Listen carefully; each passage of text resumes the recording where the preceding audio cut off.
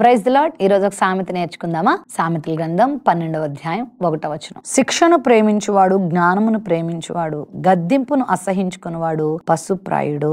దేవుడు తన్ను ప్రేమించు వారిని శిక్షిస్తాడట. తన ప్రియులను మంచి దారిలో పెట్టుకోవాలని, వారిని చక్కగా తీర్చిదిద్దుకోవాలని దేవుడు కొన్నిసార్లు వాళ్ళని శిక్షణకు అప్పగిస్తాడు. కొన్నిసార్లు మనం ఒక ప్రత్యేకమైనటువంటి ఉద్యోగాలకు ఏర్పాటు చేయబడిన వాళ్ళకి శిక్షణ ఇవ్వబడ్డం చూస్తాం. ప్రాముఖ్యంగా ఇండియన్ ఆర్మీ కానివ్వండి, నేవీ కానివ్వండి, ఎయిర్ ఫోర్స్ కానివ్వండి, వీటిలో ఎవరైనా ఉద్యోగాలు సంపాదించుకున్నారనుకోండి, ఖచ్చితంగా వాళ్ళకి శిక్షణ ఇస్తారు. ఆ శిక్షణ సమయం వాళ్ళకి చాలా బాధాకరంగా ఉంటుంది, చాలా ఇబ్బందికరంగా ఉంటుంది.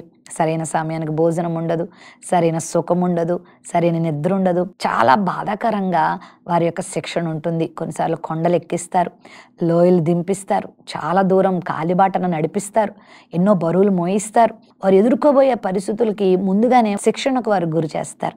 అలాగే దేవుడు కూడా మనకు కొన్ని శిక్షణలు ఇస్తాడు. దానికి మనం బెదిరిపోవాల్సిన అవసరం లేదు, అది శిక్షణ మాత్రమే. అలా వాళ్ళని శిక్షణ ఇచ్చేటప్పుడు వారికి వారి గురువులు అందుబాటులో ఉంటారు, వారికి సహాయ సహకారాలు అందుతూ ఉంటాయి. ఒకవేళ వాళ్ళు ఏమన్నా ప్రమాదానికి గురైనా వెంటనే వాళ్ళని ఆదుకుంటారు.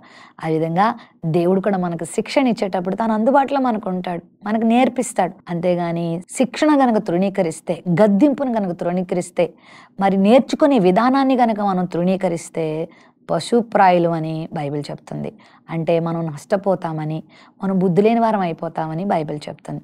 ఒకవేళ దేవుడు నిన్ను శిక్షిస్తున్నప్పుడు, నిన్ను ఎవరైనా సరిచేయటానికి దేవుడు నిన్ను ఏర్పాటు చేసినప్పుడు, ఒక కష్టాన్ని నీకు అనుమతించినప్పుడు, బాధని నీకు అనుమతించినప్పుడు, ఒక నాయకత్వం క్రింద నిన్ను ఉంచినప్పుడు నువ్వు గద్దింపుకు లోబడాలి.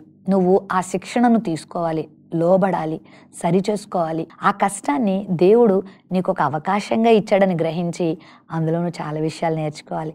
దేవునికి విధేయుడుగా నువ్వు ఉంటే దీవెనకరమైన జీవితాన్ని పొందుతావు, దేవునికి ఇష్టమైన జీవితాన్ని పొందుతావు, అనేకులకు ఆశీర్వాదకరమైన వ్యక్తిగా మారుతావు.